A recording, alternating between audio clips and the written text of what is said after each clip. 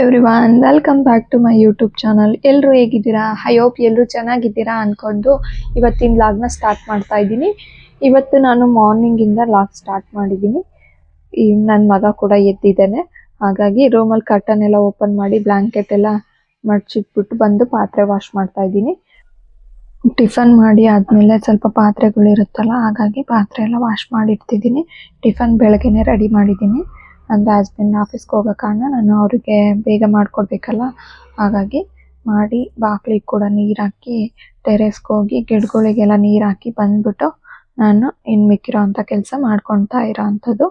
ಈ ಪಾತ್ರೆ ತೊಳೆದಿದ್ದಾದಮೇಲೆ ನನ್ನ ಮಗನ ಟಿಫನ್ ಮಾಡಿಸ್ಬೇಕು. ಅವನು ಕೂಡ ಆಟ ಆಡ್ಕೊತಿದ್ದಾನೆ.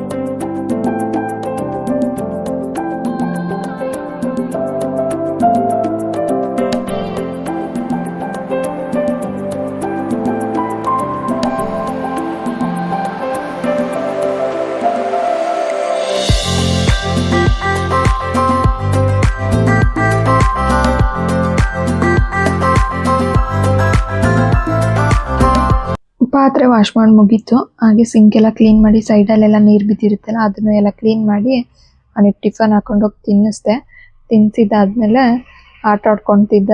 ಹಾಗೆ ಟಿ ವಿ ನೋಡ್ಕೊಂಡು ಆಟ ಆಡ್ಕೊತೀನಿ ಅಂತ, ಸರಿ ಸೋಫಾ ಮೇಲೆ ಕೂತಿರು ಅಂತ ಹೇಳ್ಬಿಟ್ಟು ನಾನು ಕಸ ಎಲ್ಲ ಹೊಡೆದು ಬಟ್ಟೆ ಇದ್ದು ಸ್ವಲ್ಪ ಮಡ್ಚಿಡವು ಅವನು ಕೂಡ ಮಡ್ಚಿಟ್ಬಿಟ್ಟು ಇವಾಗ ನೆಲ ಒರೆಸ್ಕೊತಾ ಇದ್ದೀನಿ. ಅಷ್ಟರಲ್ಲಿ ಟೈಮ್ ಆಗಿದೆ. ನೆಲ ಒರೆಸ್ಬಿಟ್ಟು ಅವನಿಗೆ ಸ್ನಾನ ಮಾಡಿಸಿ ಅವನನ್ನು ರೆಡಿ ಮಾಡಿ ನಾನು ಕೂಡ ಸ್ನಾನ ಮಾಡಿ ರೆಡಿಯಾಗಿ ಪೂಜೆ ಮಾಡ್ತೀನಿ.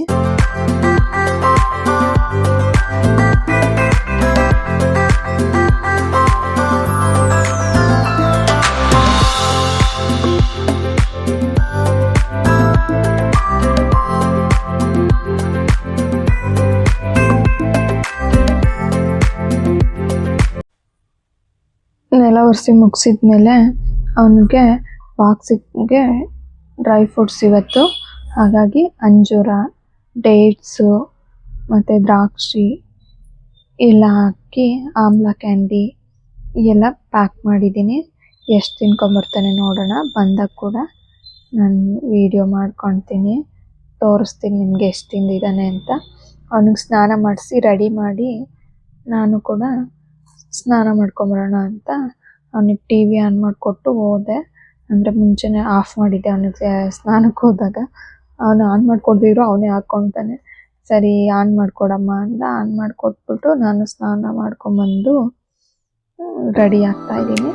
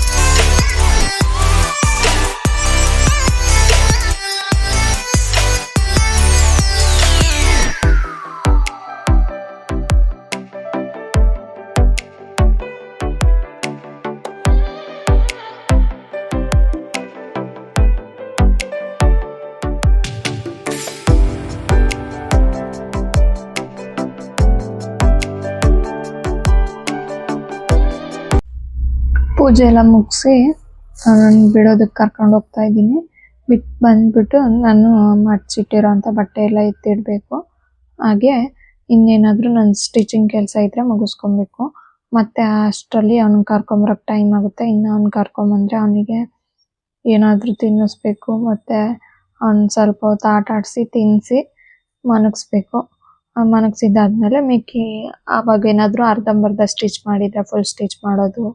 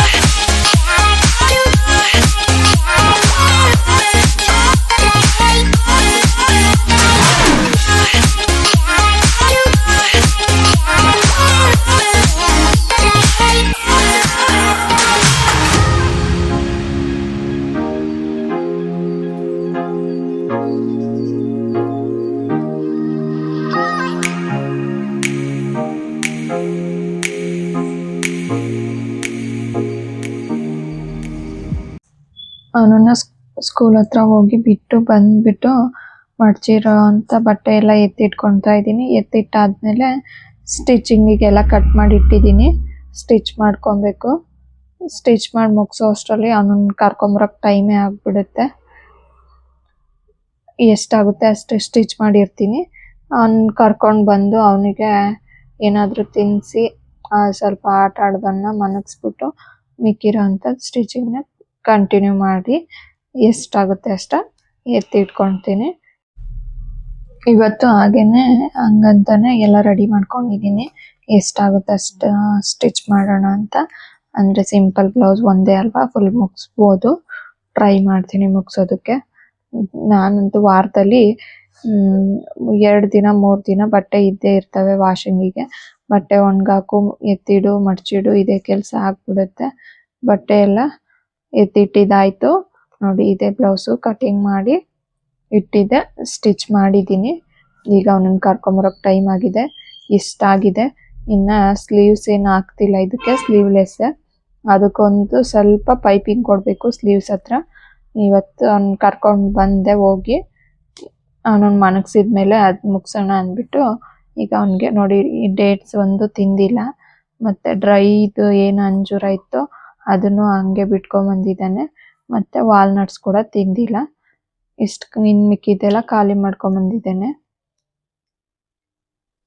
ಈಗ ಬಂದಮೇಲೆ ನಾನು ಬೈದು ತಿನ್ನಿಸಿದ್ಕೆ ಪೂರ್ತಿ ಖಾಲಿ ಮಾಡಿದ್ದೇನೆ.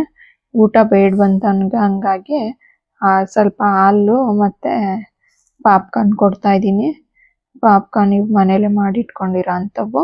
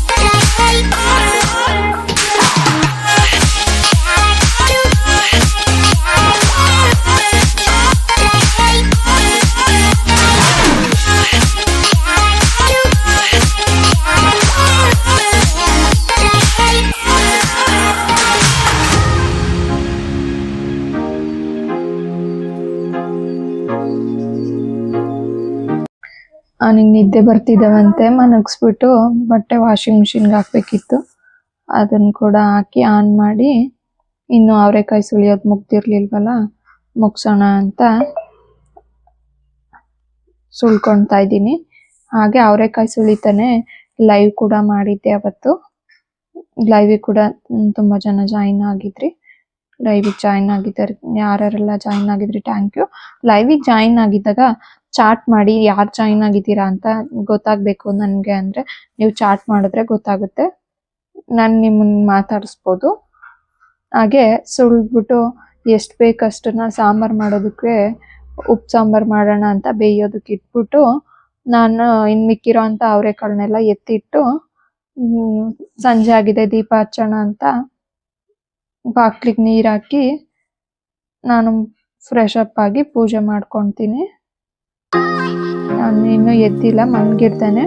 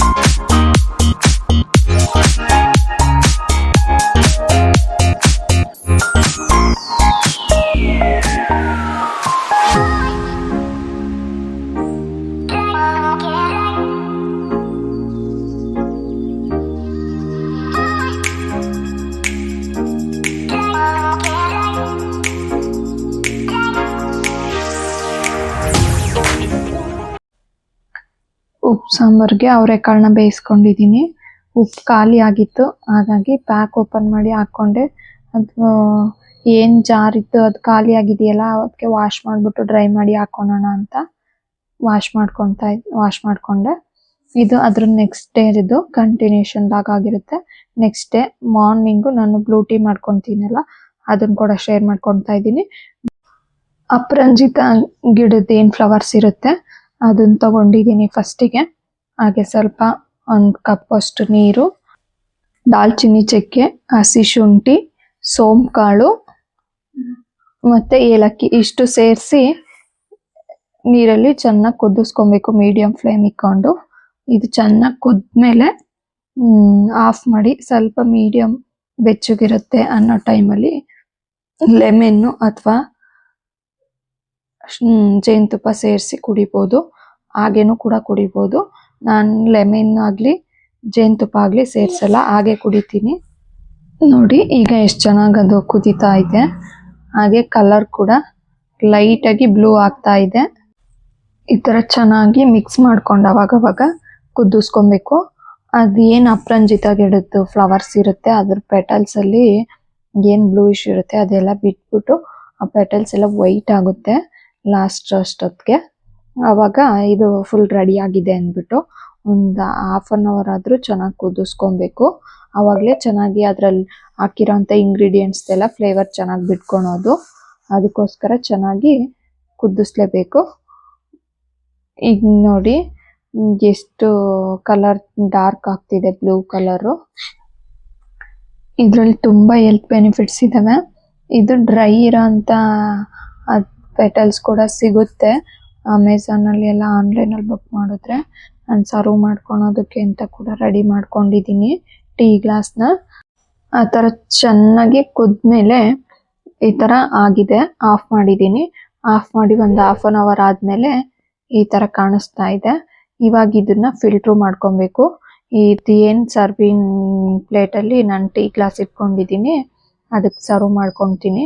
ಕಲರ್ ನೋಡಿ ಎಷ್ಟು ಬ್ಲೂಯಿಶ್ ಆಗಿ ಎಷ್ಟು ಚೆನ್ನಾಗಿದೆ. ಇದಕ್ಕೆ ಲೆಮನ್ ಹಾಕಿದ್ರೆ ಪರ್ಪಲ್ ಆಗುತ್ತೆ. ನಾವಿಲ್ಲಿ ಲೆಮನ್ ಯೂಸ್ ಮಾಡ್ತಿಲ್ಲ, ಅಂದರೆ ಸ್ವಲ್ಪ ಬಿಸಿ ಇರೋದೇ ಕುಡಿತಾ ಇದ್ದೀವಿ, ಹಾಗಾಗಿ ಲೆಮನ್ ಕೂಡ ಹಾಕಿಲ್ಲ. ಜೇನುತುಪ್ಪ ಕೂಡ ಸೇರಿಸ್ಕೊಂಡಿಲ್ಲ. ಸಪ್ಪೆ ಇರೋದನ್ನ ಕುಡಿಯೋಕ್ಕಾಗಲ್ಲ ಅನ್ನೋರು ಜೇನುತುಪ್ಪ ಕೂಡ ಸೇರಿಸ್ಕೊಬೋದು. ಈ ಕಾಫಿ ಟೀ ಬದಲು ಈ ಥರ ಕುಡಿಬೋದು.